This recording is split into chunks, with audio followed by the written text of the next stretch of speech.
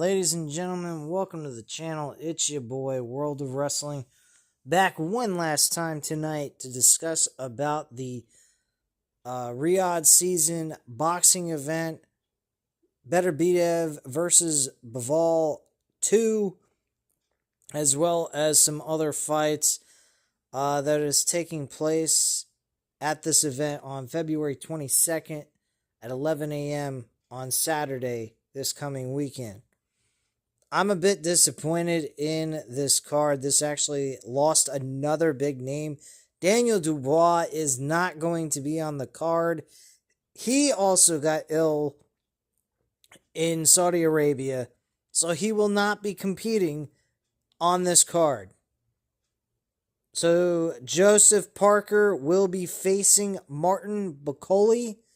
I've seen Martin Bakole in the Crawford Madrimov fight, and yeah, this card went from being amazing to being flooded with fights that are being discontinued because of injuries, illnesses, what have you. I honestly can't believe this shit. This is a little disappointing, but there's still some good fights on this card that should hold over on the entire fight card. I think Virgil Ortiz and Israel Madrimov is going to be the co-main event of this entire card. And the third fight of the evening is going to be Shakur Stevenson versus Josh Padley. And, of course, the main event is Otter Beterbiev versus Dmitry Bivol in the main event for the undisputed light heavyweight championship, which should be a fucking barn burner of a fight and should be very entertaining.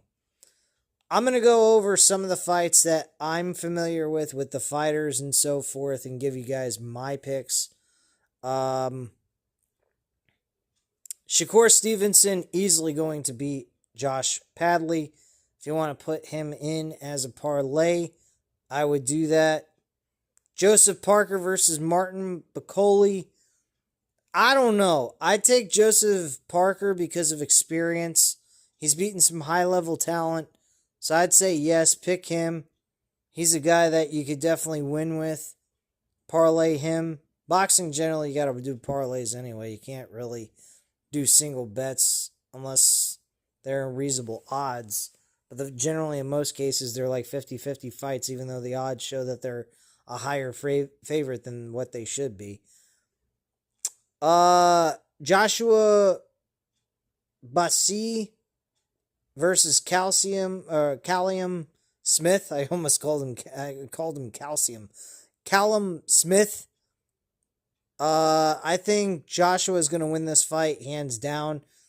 He's a far better fighter than Smith, so I think he's going to win. I'd throw him in a parlay possibly. Hosma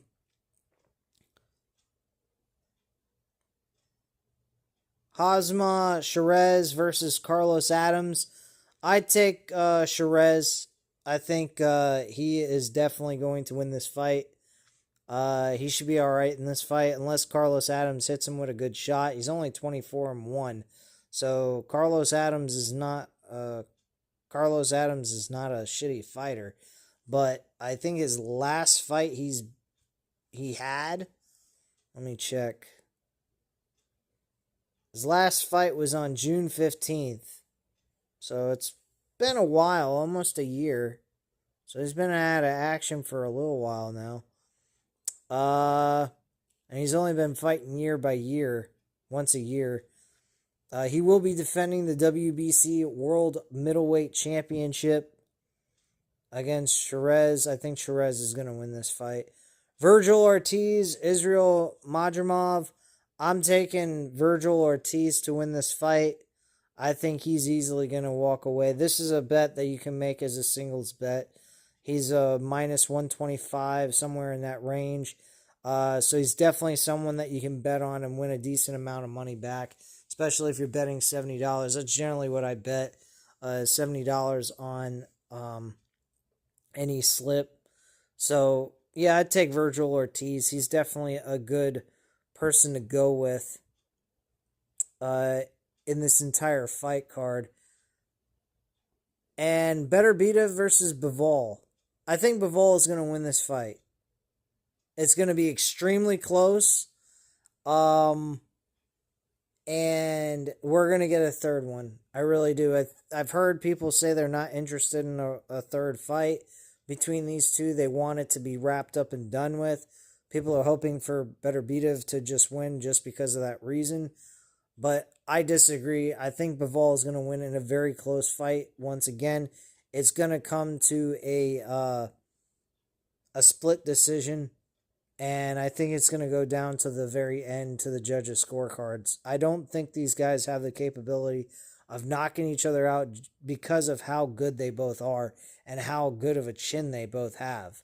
The only thing that I could see is one of them giving each other a really good shot to the rib cage, and or a really good body shot in some area on their body, like a liver shot or a punch to the ribs, something like that. If one of them can deliver that I can see. But them trying to knock each other out to the head, I don't think that's the case, because I think both of these guys are just too tough to lay down and give up.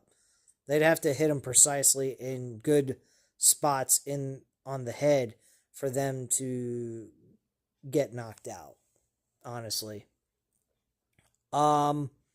This fight here with the main event, I wouldn't even pick a winner. I'd pick it to go to over 10 rounds or more.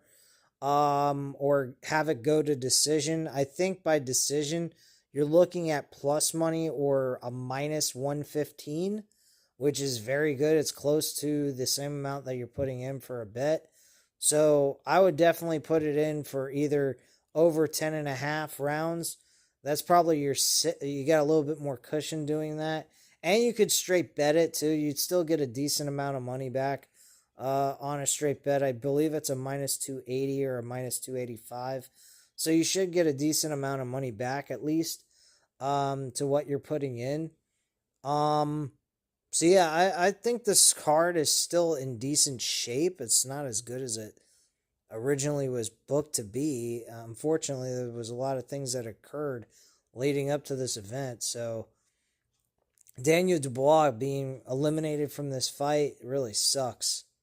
I was looking forward to seeing Daniel Dubois. He really shocked me in that fight against Anthony Joshua last year, and I couldn't believe that shit. That really pissed me off too, because I was betting on Anthony Joshua to win that fight and he fucking lost. So yeah, I think this card's gonna be all right. I think we are gonna.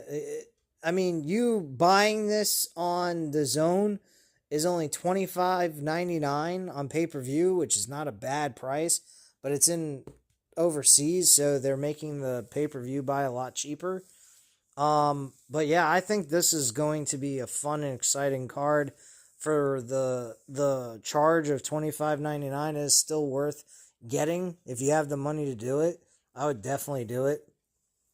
And I'm definitely going to be watching this live and in person. So it should be exciting, as well as the UFC. The UFC Seattle card, I'm going to be watching that. The later on that night, I may give you guys my insight. I may start doing a weekly episode on UFC for young prospects and giving you guys my intake on how they did in their debut and what I think of their ability in the octagon and how well they are. Julius Walker will be the guy I'm going to be focusing on. He's having an UFC debut, so I will be giving you guys my intake on that and seeing how well he performed. Is he legit, or does he seem like to be a pretender or something to me based on what I saw? So I'll definitely give you guys a weekly episode of that as well for UFC prospects, and kind of give you guys an idea what I think of them. But anyway, guys, that's all I have to say at this time. A lot of content I've delivered to you guys here tonight. 4 different videos uploaded on the channel now at this point, once you've come to this video at this point in time. And man, it's been a long fucking night. Over 2+ hours of fucking content working, doing this for you guys. So I hope you enjoyed it. If you did, by all means, go ahead, hit the like button, hit the subscribe button, and leave a comment down below. If you, go ahead, hit the like button. Also, leave a comment down below, and I'll definitely get back to you on that. Thank you very much for watching. Again, go ahead, hit the like button if you enjoyed the video. Hit the subscribe button if you're not already subscribed to the channel. And leave a comment down below. Definitely thank you guys very much for watching. Have a great night, guys. Bye.